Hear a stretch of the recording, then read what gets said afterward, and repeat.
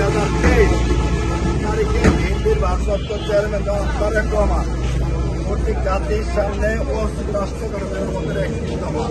আমাদের জাতির রাষ্ট্রের কি কি সমস্যা, সকল কিভাবে নতুন রাষ্ট্র গঠন করা যায়, কিভাবে নতুন বাংলাদেশ করে বাংলাদেশের মানুষের সেবা দেওয়া যায়, তার জন্য 31 দফা ঘোষণের ছাত্রদল যুব রাষ্ট্ররা যারা উপস্থিত হয়েছেন আজকে এই তরুণ প্রজন্ম, এই তরুণ পুঞ্জের প্রতি অনুরোধ, আপনারা 31 দফা আপনার মা, আপনার বোন, আপনার প্রতিবেশী সবার সামনে 31 দফা তুলে দেবেন।